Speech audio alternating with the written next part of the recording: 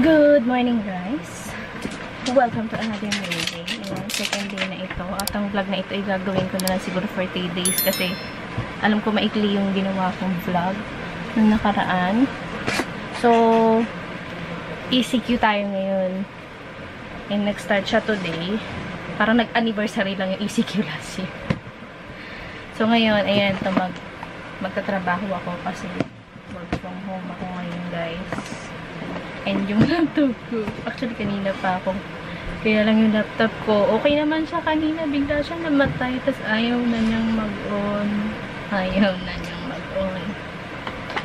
Problema ko, pag nag-edit ako nito, hindi ko alam kung saan ako mag-edit. It's either mag-KineMaster ako, or maglalagay ako ng crack file sa desktop ni Inad. Yung pamangkin ko kasi may desktop siya. So, hindi ko alam kung talaga ko ng crack file yun or magka-KineMaster ako. Pero mas gusto ko kasi yung nasa computer dahil mas madaling mag-edit sa computer kaysa sa cellphone. Nasanay na ako sa PC. But anyway, natrabaho muna ako guys. See you in a bit. Ano nga pala ngayon? Ano nga pala date ngayon? March 29. Uy! Let's BTS pala mamaya. So yeah, see you in a bit na lang guys. Bye-bye!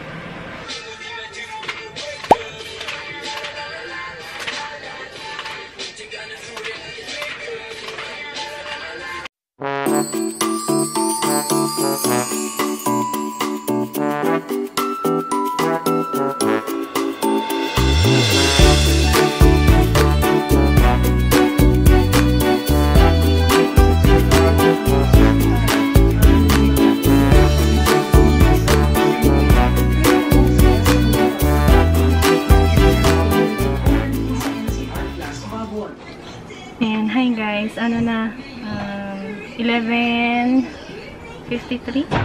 wala po, yan 11:53 na ng hapon. So yung ulam natin ngayon is mechado menudo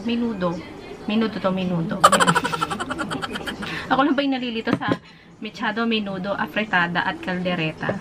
Well, ito giniling to, so menudo siya. But pwede din man hindi to giniling. Nakalito.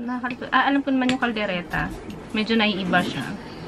So, nalilito ako sa afritada, sa menudo, at mechado. Ayan. Kain tayo, guys. Meron na ako mga natapos. Nandun siya sa likod. Ewan ko makikita nyo. Kita nyo ba? Hindi nyo kita. Ayan. Ayan, may mga natapos na ako.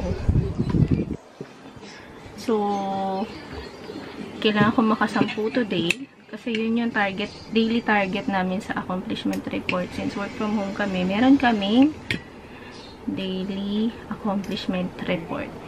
So, yung sa mga work from home dyan, malamang alam nyo na yung mga yan. Puro initial review lang ako ngayon. Ay, may bisita ako. Ay. Kali.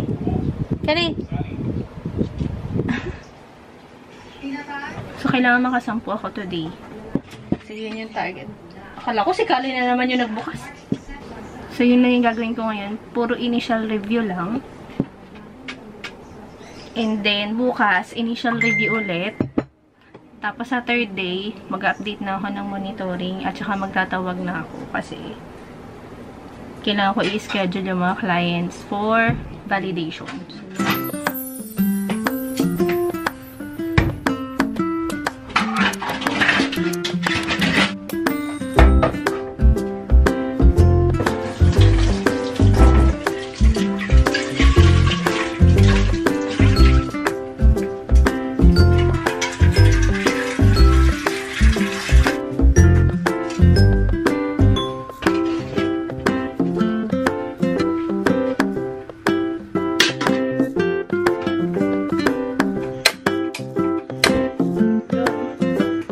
gusto yung bukas na bukas.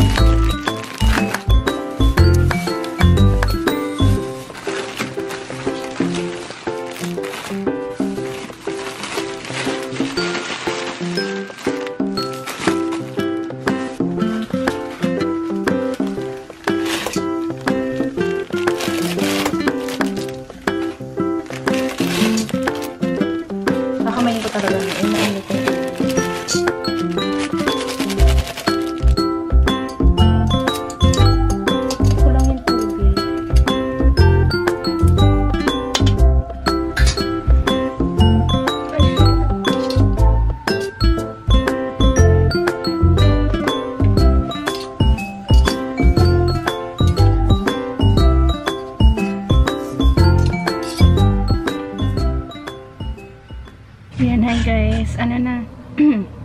4:56.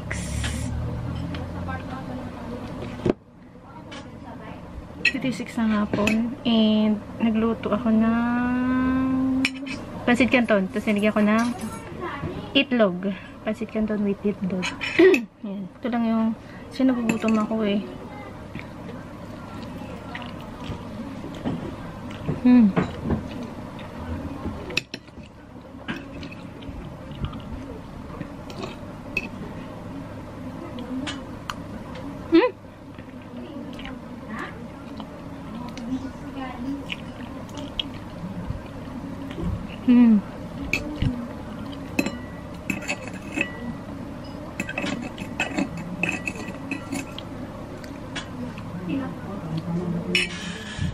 Kain.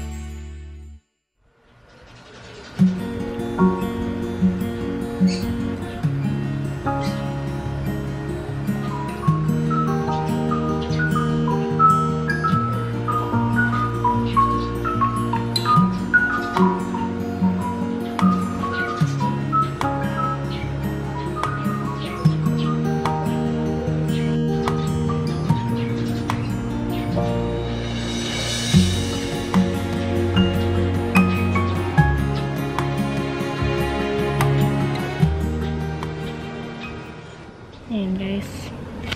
Tinry ko ulit yung laptop ko i-on kasi baka sakaling gumana siya.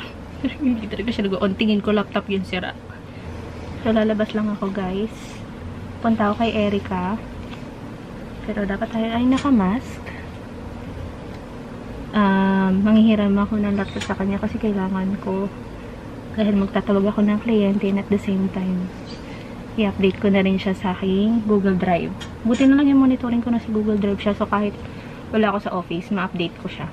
Yun talaga yung purpose na yun. Kasi alam ko may mga instances na ganito na mag-work from home.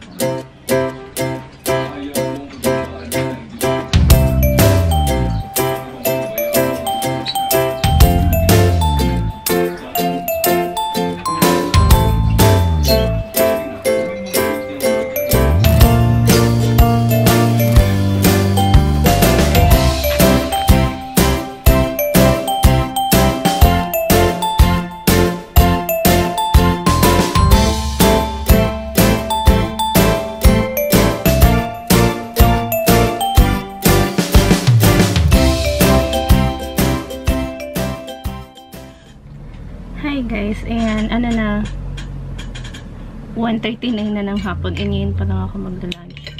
So, katatapos ko lang, actually, hindi pa ako tapos. Nanghiram din ako ng laptop kay Erica kasi yung laptop ko guys, problema ko talaga siya ngayon. Ayaw talaga niya mag-on, hindi ko alam kung ano yung sira. Makakainis. Actually, tinrike siya na Monday. Okay naman siya, nag-on naman siya ng Monday. I think na-vlog ko yun. Excuse me. Pero, bigla siyang namatay. Tapos ayaw na niya mag-on ulit. Sinaksak ko yung battery. Ayaw din niya mag-on. Hindi ko alam kung ano nangyari sa kanya. Kaya problema ko ngayon kung paano ako mag-i-edit na vlog. Nakakaloka. Ngayon pa siya nasira kung kailangan ko siya kailangan. Kain tayo guys. Ulam ko nga pala is, hindi niyo makita. Nilaga yan. Nilagang baboy. Pero hindi ako nagbaboy. Hindi kasi ako masyado mahilig sa karne guys. More on ano ko gulay. Lalo na pag beef, hindi ako masyado mahilig. Mas mahilig ako sa seafood. Kain tayo.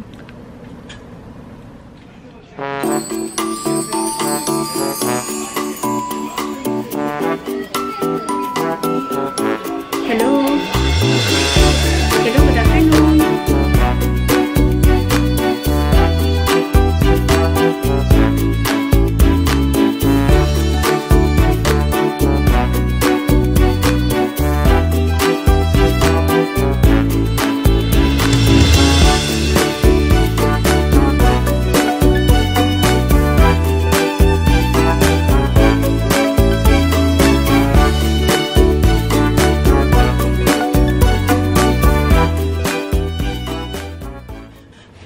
Yan, hi guys. Ano na? 5:58 na ng hapon. And today is March 31. So yun, nakasurvive ako ng hiram ng laptop kay Erica. Buti na lang pinahiram niya ako ng laptop para makapag-update tayo ng report ng monitoring natin, and then makapagtawag sa mga buyers. So yun, wala naman akong gagawin guys. Nagbimeryenda lang ako ngayon na yakisoba. Oh, yung tagal ko na rin din nakakain ito. Nung nandun ako sa staff house, ito yung lagi namin kinakain pag almusal. Na-miss ko rin siya. But anyway, siguro end ko na yung vlog dito guys kasi wala naman na tayong gagawin. Wala na rin ako magpapakita sa inyo. And bukas, excuse me, try kong i-edit yung video na to either sa desktop siguro ni Inad or sa phone. Bahala na. Kung makakairam ako ng desktop kay Inad, yun, hiram ako. Kung hindi, wala tayong choice. Sa phone tayo mag-edit.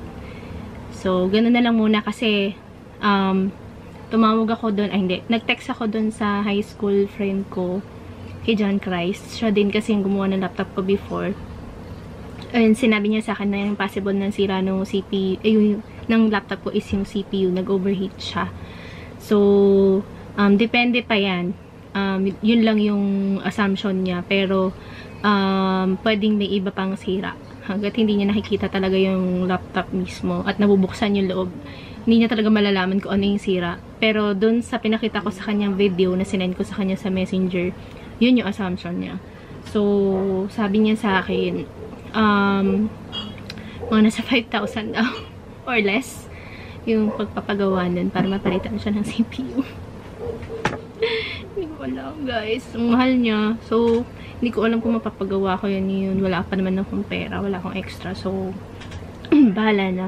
Siguro pag-ipunan ko na naman na siya para mapagawa ko siya kasi nandito lang kasi yan sa kwarto, hindi ko yan ginagamit. And ang init-init dito sa kwarto, pag umaalis kami ni Justin, nakalock kasi yung pinto, hindi namin yan iniiwan ng bukas. And yeah, siguro yun, nababad siya sa init. Dahil sobrang init nga ngayon, ayun, nadisgrasya siya.